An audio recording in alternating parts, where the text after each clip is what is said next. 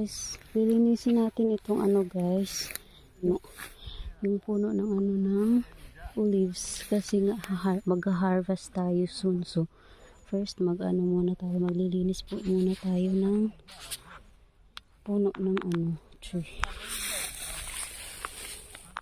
ng olives tree. Kaya samahan niyo ako guys.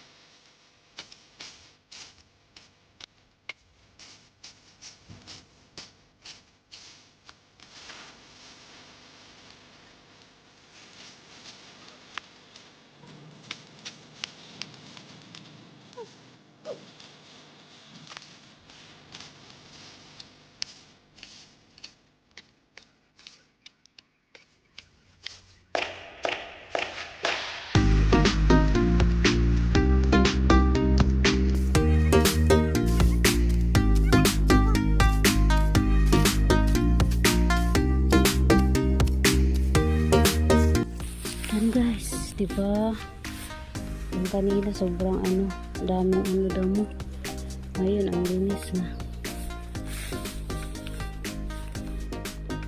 Yan yung olives guys.